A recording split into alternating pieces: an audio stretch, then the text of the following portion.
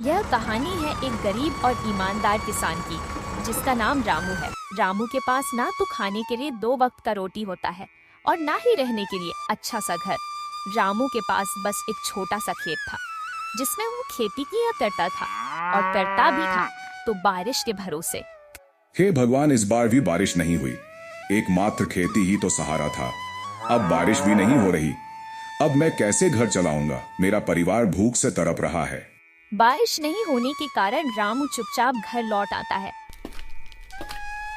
अजी, सुनते हो, बच्चे भूख से तड़प रहे हैं। रामू सुनता और निराश होता, क्योंकि वह असमर्थ था। रामू मेहनती था, लेकिन किस्मत साथ नहीं देती थी। फिर भी वह चोरी और झूठ का रास्ता नहीं अपनाता था।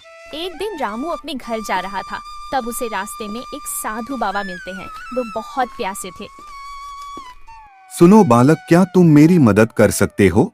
हाँ, कहिए, मैं आपकी क्या मदद कर सकता हूँ?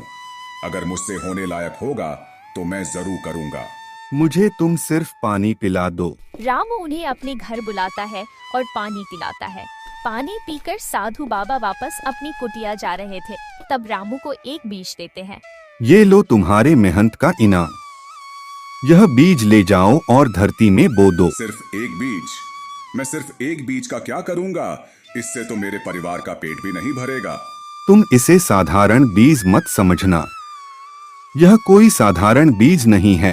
रामू उस बीज को लेकर चुपचाप घर आ जाता है, क्योंकि उसके पास और कोई चारा नहीं था। एक दिन रामू उस बीज को लेता है और उसे अपने खेत में बो देता है। हालांकि रामू को उस बीज पर ज्यादा भरोसा नहीं था, फिर भी वह ऐसा करता है, क्योंकि उसके पास खाने के लिए कुछ भी नहीं था। रामू बीज को बोकर वापस अपने घर चला जाता है। वह बीज लगातार बढ़ते ही जाता है और बढ़ते बढ़ते पेड़ बन जाता है। अगले दिन रामू की पड़ोसी रामू के खेत के पास से गुजर रही थी, तब वो रामू के खेत में बड़ा सा पेड़ देखकर चौंक जाती है। बाप रे, रामू के खेत में इतना बड़ा पेड़, और वो भी सोने का। ऐसा कहकर रामू की पड़ोसी वहाँ से चल देती है। एक रात रामू के खेत में तेजी सी रोशनी चमकती है और छोटा पौधा विशाल पेड़ बन जाता है। अगले दिन जब रामू अपने खेत में आता है, तो सोने का पेड़ देखकर बहुत खुश होता है और खुशी के मारे नाचने लगता है। बीज ने रामू का भाग्य ही बदल दिया। रामू उसके मदद से अपने खाने पीने और रहने के लिए एक अच्छा सा घर बनाता है। रामू की अब हर परेशानियां खत्म हो चुकी थीं। रामू अब अमीर हो चुका था, पर उसका दिल वैसा ही विनम्र था। गांव में वही साधु बाबा फिर से आ जाते हैं और आकर के रामू के घर के पास रुक जाते हैं। भिक्षाम देही, भिक्षाम देही। थोड़ी देर बाद रामू अपने घर से बाहर आता है। धन्यवाद बाबा। आज मैं जो कुछ भी हूँ वो सब आपकी वजह से हूँ। कहिए बाबा, मैं आपकी क्या मदद कर सकता हूँ? रामू, तुम मेरे वजह से नहीं, बल्कि तुम जो कुछ भी हो अपनी अच्छाई और ईमानदारी की वजह से हो। गांव के एक कोने में रहने वाला रामू एक गरीब किसान था। उसके पास थोड़ी सी जमीन थी, लेकिन मेहनत का कोई हिसाब नहीं था। लेकिन उसकी फसल खराब हो जाती थी, जिसने उसे कर्ज में डुबो दिया था। एक दिन वो थका हारा घर लौटा। भगवान भी किस्मत नहीं बदलती, हर बार फसल खराब हो जाती है। साहूकार का कर्ज बढ़ता जा रहा है। रामू, चिंता मत करो, हम साथ हैं। कोई ना कोई रास्ता जरूर निकलेगा। रामू ने कई बार कोशिश की, लेकिन कई बार मौसम धोखा दे देता, या तो कीड़े फसल खराब कर देते हैं। गांव का साहूकार बनवारी लाल हर महीने ब्याज वसूलने आता था। रामू, यह तीसरा महीना है, अब तक एक पैसा नहीं दिया। अगली बार नहीं चुका तो जमीन लिखवा लूंगा अपने नाम। रामू के चेहरे पर हवाइयाँ उड़ने लगी। उसके बेटे मोहन ने यह सब सुना और चुपचाप स्कूल से लौटते ही खेत में पिता के पास पहुंचा। बाबा, मैं पढ़ाई के साथ खेत में भी काम करूंगा, आप अकेले मत किया करो। बेटा, तू पढ़ लिख कर बड़ा आदमी बन, यही तो सपना है मेरा। तुझे खेतों की मिट्टी में नहीं, किताबों की रोशनी में देखना है।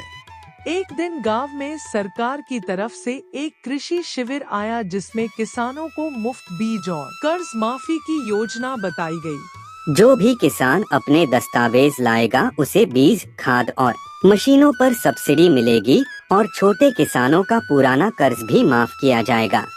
रामू के चेहरे पर पहली बार उम्मीद की रोशनी आई। वो अगले ही दिन पंचायत गया और सब कागज जमा किए।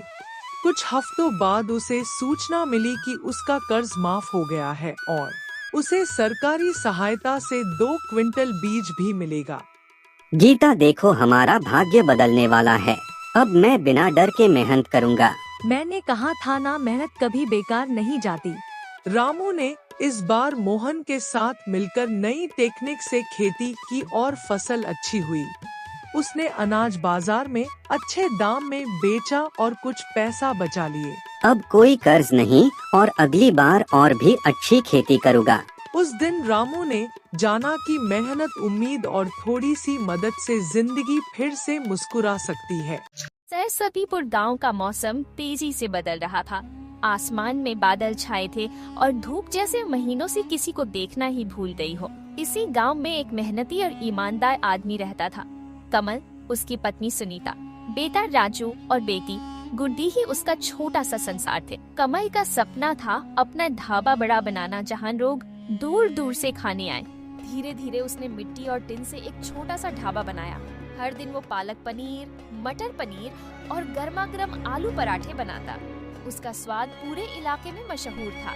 लेकिन फिर आया जुलाई का महीना और उसके साथ लगातार बारिश। ढाबे की छत टपकने लगी, ग्राहक आना बंद हो गए। कमल रोज खाना बनाता, लेकिन ज्यादातर खाना बच जाता। सुनीता ने कहा कि आप चिंता मत कीजिए, भगवान सब ठीक करेगा।